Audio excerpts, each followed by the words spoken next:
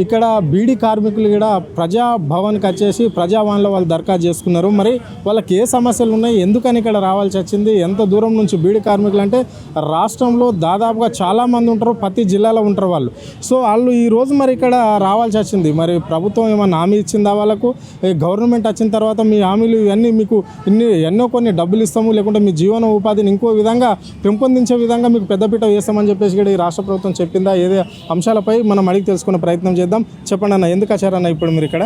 మేము ఈ రాష్ట్రంలో దాదాపు 7 లక్షల మంది బీడీ కార్మికులు ఉంటారు. ఈ కార్మికులకు రోజు సగం పని మాత్రమే దొరుకుతుంది. నెలలో 10-12 రోజుల పని మాత్రమే దొరుకుతుంది. వచ్చే వేతనాలతో పొట్టగడవలేనటువంటి స్థితి, పిల్లల్ని చదివించలేనటువంటి పరిస్థితి, ఆర్థికపరమైనటువంటి సమస్యల్ని చాలా ఎదుర్కొంటున్నటువంటి దీన స్థితిలో ఈ మధ్య జరిగినటువంటి గత సంవత్సరం ఎన్నికల్లో 2016 రూపాయలు ఏదైతే జీవన భృతి కింద పెన్షన్ ఇస్తుందో దాన్ని చేయుత పథకం కింద నెలకు 2016 నుంచి 4,000 రూపాయలకు పెంచిస్తాం, అందరికీ ఇస్తామని చెప్పి కాంగ్రెస్ పార్టీ ఎన్నికల్లో హామీ ఇచ్చింది. హామీని అమలు చేయాలని చెప్పి డిమాండ్ చేస్తూ మేము ఇప్పటికే వేలాది మంది కార్మికులతో నిజామాబాద్, కరీంనగర్, నిర్మల్, ఆదిలాబాద్, జగిత్యాల్, అదే రకంగా సిరిసిల్ల, కామారెడ్డి ఈ ప్రాంతాల్లో ఆందోళన కార్యక్రమాలు చేశాం. అయినా ప్రభుత్వం చీమ కుట్టినట్టు లేదు. కనుకనే తిరిగి ప్రజావాణిలో ఇవ్వాలని, అదే రకంగా సంక్షేమ శాఖ మంత్రిగా, మహిళా సంక్షేమ శాఖ మంత్రిగా ఉన్నటువంటి సీతక్కను కూడా కలిసి మెమరాండం ఇవ్వాలని చెప్పి భావించి మా తెలంగాణ ప్రగతిశీల బీడీ వర్కర్స్ యూనియన్ రాష్ట్ర ప్రతినిధి బృందంగా మేము వచ్చి ఈరోజు మెమరాండం ఇవ్వడం జరిగింది. ఎవరు కూడా ఇప్పటికీ హామీ ఇవ్వలేదు. ఎన్నికల్లో ఇచ్చినటువంటి హామీనే ఈ రేవంత్ ప్రభుత్వం అమలు చేయాలని చెప్పి మేము డిమాండ్ చేస్తున్నాం. ఆ రకంగా మా డిమాండ్ని లక్షలాది మంది కార్మికులు ఉన్నటువంటి కార్మికులకు ఉపాధి కల్పించండి, లేదా చేదోడు వాదోదుగా ఇస్తానని చెప్పినటువంటి హామీని 4,000 రూపాయలు ఇస్తానని 2016 కూడా అందరికీ ఇవ్వలేనటువంటి స్థితి ఏదైతే ఉందో దాన్ని ముందుగా గమనించి అందరికీ 2016 ఇచ్చి ఆ తర్వాత 4,000 రూపాయలు పెంచాల్సిందిగా రేవంత్ ప్రభుత్వాన్ని మేము డిమాండ్ చేస్తున్నాం. అంటే ఇప్పుడు లోపలికి వెళ్ళారు సార్, మీరు ఇక్కడ ప్రజావాణిలో దరఖాస్తు చేసుకున్నారు. అక్కడ అధికారులు ఎలాంటి రెస్పాన్స్ ఇస్తున్నారు అంటే మీరు దరఖాస్తు చూసిన తర్వాత? వాళ్ళైతే ఇది న్యాయమే. గతంలో ప్రభుత్వం మీరు చెప్పినట్టు ప్రభుత్వం ఎన్నికల సందర్భంగా కాంగ్రెస్ పార్టీ హామీ ఇచ్చినటువంటిది వాస్తవమే. దాన్ని మరి ఎందుకు ఇవ్వట్లేదు, మేము మీ దరఖాస్తు ఏదైతే ఇచ్చిందో దాన్ని ప్రభుత్వం దృష్టికి తీసుకెళ్తామని చెప్పి అన్నారు.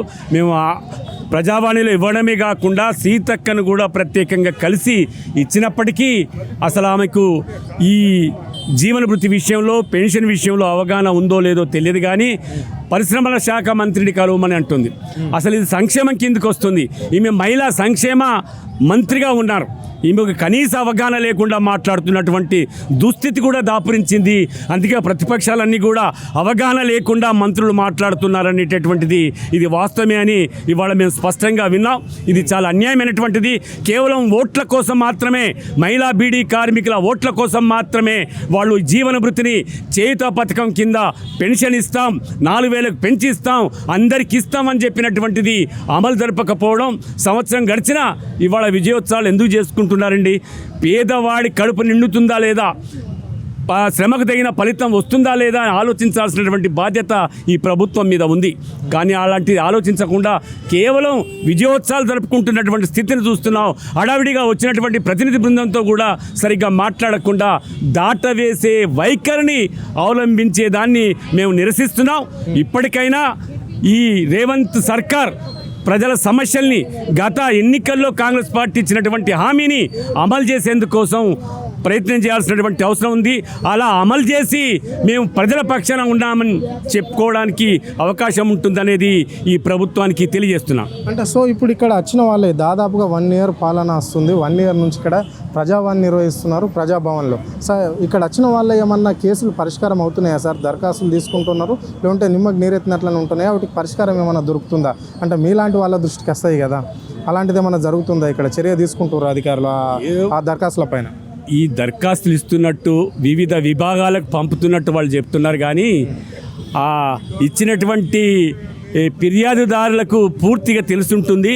మాకు తెలిసి పెద్దగా పరిష్కరించబడుతున్నాయి అనేటటువంటిదైతే మా దృష్టికి రాలేదు. ఇవాళ మేము ఇచ్చాం. దీన్ని పరిష్కరించాలంటే జీవన భృతి చేయుత పథకం కింద పెన్షన్ని రాష్ట్రంలో ఉన్నటువంటి 7 లక్షల మంది బీడీ కార్మికులకు అమలు చేసినప్పుడు మాత్రమే అది గుర్తింపులోకి వస్తుంది. అప్పటి వరకు వీళ్ళు కేవలం ఓట్ల కోసం మాత్రమే హామీలు ఇచ్చారనేటటువంటిది ప్రజలు ప్రతిపక్షాలు అంటున్నటువంటి దాన్ని నిజం చేస్తారా? లేదు, గత అసెంబ్లీ ఎన్నికల్లో కాంగ్రెస్ పార్టీ ఇచ్చినటువంటి హామీ ప్రకారం 6 గ్యారంటీల ప్రకారం అమలు చేస్తారా? వాళ్ళు నిరూపించుకోవాల్సినటువంటి బాధ్యత ఈ రేవంత్ సర్కార్ పైనే ఉంది. అంటే 100 రోజులలో 6 గ్యారెంటీలు అమలు చేస్తామని చెప్పారు సార్. కానీ ఇప్పటికి దాదాపుగా రేపు డిసెంబర్ 7 తారీఖు నాడు వస్తే ఇంకో 4-5 రోజులు గడిస్తే సంవత్సరము గడిచిపోతుంది ప్రభుత్వం వచ్చేసి. అంటే సంవత్సర పాలనలో ప్రజలు ఏ విధంగా అభివృద్ధి చెందారు, ఏ విధంగా ప్రజలకు ప్రభుత్వం ఇస్తున్న పథకాలు అందినాయి? జనరల్గా రాజకీయ పార్టీలన్నీ ఎన్నికలు రాగానే ప్రజల ఓట్లు దండుకోవడం కోసం మాత్రమే చేస్తున్నటువంటి వాగ్దానాలు తప్ప వాస్తవ పరిస్థితి ఆర్థికంగా బడ్జెట్ తట్టుకోగలుగుతుందా లేదా, నిలబడగలుగుతుందా లేదా అనేటటువంటిది ఆలోచించడం లేదు. అవగాహన లేకుండా ఇష్టారాజ్యంగా హామీలను వాగ్దానాలు చేస్తున్నటువంటిది ప్రతి రాష్ట్రంలో చూస్తున్నాం. లేదు, ఇచ్చినటువంటి 6 గ్యారెంటీలను అమలు చేస్తారా అనేది ఇంకా కొంత వేచి చూడాల్సినటువంటి అవసరం కూడా ఉంది. అలా చూడడం ద్వారా మాత్రమే స్పష్టంగా ఈ ప్రభుత్వ వైఖరి స్పష్టమవుతుందనేది మేము భావిస్తున్నాం.